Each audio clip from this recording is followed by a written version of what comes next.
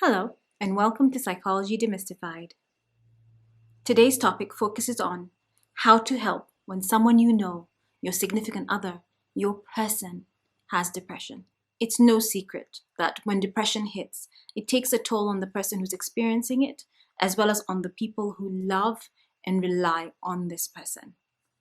In The Noonday Demon, a publication, someone called Andrew Solomon wrote that when depression comes, it degrades one's self and ultimately eclipses the capacity to give or receive affection. Depression destroys not only the connection to others, but also the ability to be peacefully alone with oneself. When someone you know is experiencing depression, you tend to feel stuck because you don't know what to do. You know you want to help, but your person, your significant other, is pushing you away and saying they don't want you around. And when you try to fix the problem, it actually makes things worse for both of you. At some point, you get to realize that fixing is not only not in your power, but it's also not your job. It's not your role. So now that I've said that, what is your role? How can you help? Because that's all you want to do. I'm hoping that the list I come up with for you is going to be helpful in helping a loved one deal with depression. Remember, your role is not to fix it. It's to help them if they're suffering from depression. And who helped come up with this list? People who are actually suffering from depression, who said that these are things that they wish that you knew. To start with, hold the hope. What does this mean? Well, one symptom of depression is feeling hopeless and hopelessness. Not only does someone feel awful about how they're feeling, they feel like this is how it's always going to be. But having hope is so necessary for recovery, so necessary. If your partner is someone who's feeling hopeless at this particular point, you can still choose to hope on their behalf.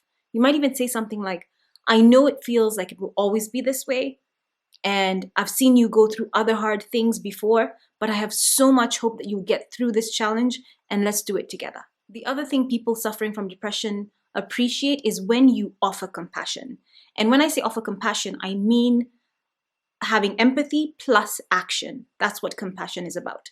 It doesn't mean feeling sorry for someone because someone doesn't want you to feel sorry for them. It means being with them. So kind of uniting with them and showing them that you're seeing things through their perspective.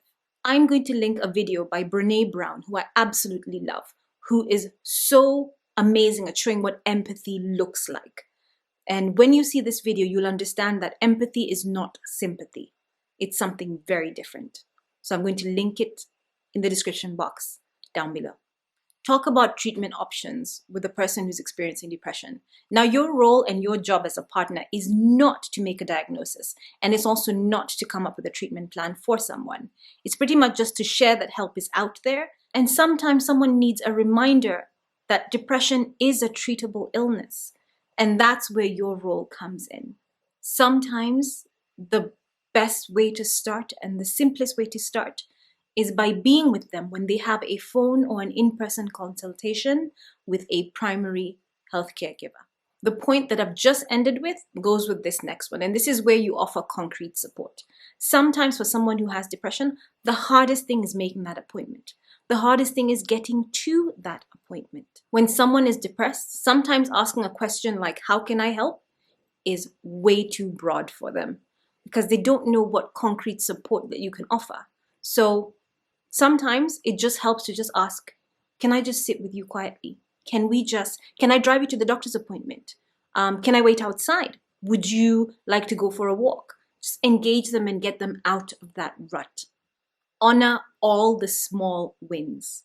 For someone who's a very active gymnast or gym maniac, sometimes when they have depression, just getting out of bed is so hard. But when they do get out of bed, celebrate those small wins in such a big way and tell them how proud you are of them, that they just got out of bed and you know it took a lot of strength, but they did it. So show how proud you are, because sometimes all they need is that little piece of encouragement. Absolutely express concern, but also express care as well. people experiencing depression already feel pretty bad about themselves. So it's pretty helpful to remind them that you love them and you respect them. And it's okay to share your concerns with them. It's okay for them to know that you are concerned. And often what encourages people to actually stay in therapy for the first time isn't because they are excited about being there sometimes, especially if they didn't bring themselves. It's the fact that someone can tell them and look at them and show concern and say, yeah, I understand that you're having a hard day. I understand you couldn't get out of bed. But I'm also concerned that if you don't get help right now, it's going to get bigger and it's going to become so massive that I won't know how to help you. If it's a family member, remind them that you need them. If it's a friend or your person who's not a member of your family, remind them that their family needs them, that you need them, that they're important, and that all you want is for them to get help. I know this one's tough when you're trying to help someone, but try to listen in a non-judgmental manner. People with depression tend to feel isolated. And what happens is that someone with depression might end up pushing you away. But don't assume that this is what they need to heal. They don't need to be alone or isolated to heal. So when someone you know who's experienced depression comes to you and says, this feels so heavy, your job is not to try and make their burden lighter by minimizing their situation. And that happens a lot. Your role in that particular time is to simply say, by encouraging them, to simply say things like, that sounds really hard. Please tell me more. That shows that you're listening, but you're also listening from a neutral perspective. Remain neutral at all times. Listen without judgment. When you're working with, looking after, or living with someone who has depression, you have to practice self-care. Because someone with depression isn't a bad person. And they're not trying to be selfish. They're not trying to be hurtful to you, and they're not trying to be hurtful to other people. But as you support this friend, this partner, this significant other, this person that you love, your job is to make sure that you take care of yourself at the same time. Do what you need to feel okay. Do what you need to feel safe. Do what you need to feel healthy, even as you look after someone else. And sometimes this burden can get heavy for you. And that's where, for you, professional help can come in. Therapy isn't just for someone who's going through depression. It's also for people who are constantly working with, living with, and helping out someone who is experiencing depression. What therapy does for you is that it helps you identify compassionate boundaries so you don't feel like you're abandoning your person while not losing yourself in the process of looking after someone else. Something to always do is to continue to educate yourself. You can't control your partner's depression or your friend's depression or your significant other's depression or your person's depression. You cannot control it. And there are many moments where the situation can be so frustrating and feel like it's completely out of control. One way to gain a sense of control is to know that you're armed with enough knowledge and new knowledge. Then you're usually less likely to blame yourself, and also less likely to blame your partner, your friend, your significant other, your person for the occurrence of depression. And you'll also be more likely to understand what to expect and also to know where to get support. Because remember, at the end of the day, depression is not a character flaw. It's a health issue that requires treatment, just like any other health issue.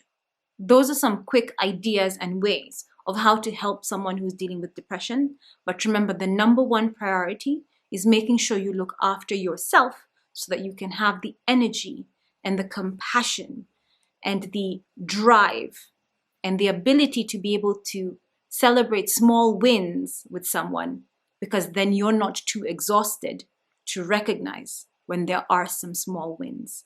Because depression is tough. It is a long road, but it is treatable. And there are many success stories. As always, thank you so much for watching. Continue to be kind, because you don't know what someone's going through and you don't know what someone's story is.